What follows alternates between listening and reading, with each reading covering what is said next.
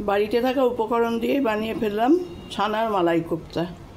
দুধ কাটিয়ে ছানা করে নিলাম। ছানাটা ভালো করে জল ঝরিয়ে চিপে চিপে তারপর তার সঙ্গে ময়দা মিশিয়ে, যাতে বাঁধনিটা ঠিক মতন হয়, অল্পই ময়দা মিশিয়েছি। গোল গোল লেচি করে রাখলাম। তারপরে কাজু বাদাম, পেস্তা বাদাম আর খোয়া ক্ষীর, এইগুলো দিয়ে একটা পুর তৈরি করলাম। কাজু আর পেস্তাটা মিক্সিতে বেটে নিয়েছিলাম গুঁড়ো করে শুকনো অবস্থাতে, তার সঙ্গে খোয়া ক্ষীরটা মিশিয়ে একটা পুর তৈরি করলাম। এবার এই গোল গোল লেচিগুলো বাটির মতন তৈরি করে তার ভেতর পুরটা দিয়ে দিয়ে গোলটা বন্ধ করে দিয়ে লম্বাটে কোপ্তার আকারে গড়ে নিলাম।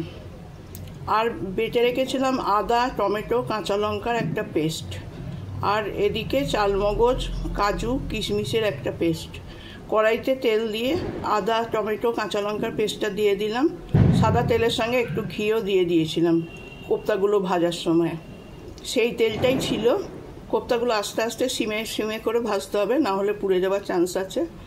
সেই তেলের মধ্যেই আদা, টমেটো, কাঁচা লঙ্কার পেস্টটা দিয়ে ভালো করে নেড়ে চেড়ে একটু তেল ছেড়ে গেল যখন, তখন এই চালমগজ, কাজু বাদাম, কিশমিশের পেস্টটা দিয়ে ভালো করে নেড়ে চেড়ে জল দিয়ে ফুটতে দিলাম। ফুটে উঠলে কোপ্তাগুলো দিয়ে দিলাম। কোপ্তাগুলো দিয়ে দেওয়ার পর একটুখানি ফুটিয়ে নিয়ে নামিয়ে নিলাম। একটু ঝোল বেশি ছিল, সেই ঝোলটাকে কড়াইয়ের মধ্যে নিয়ে আর কিছুটা খোয়া ক্ষীর বেঁচেছিল, খোয়া ক্ষীরটা দিয়ে আর পেস্তার গুঁড়ো যেটা ছিল সেইটা দিয়ে ওটাকে ঘন ঘন করে ওপর থেকে দিয়ে দিলাম, যাতে ঘন ঘন মতন হয়ে যায়। খেতে খুব টেস্টফুল হয়, বাড়িতে বানিয়ে দেখবেন। আমার এই চ্যানেলটি যদি পছন্দ হয় তাহলে লাইক, শেয়ার, সাবস্ক্রাইব করে দেবেন।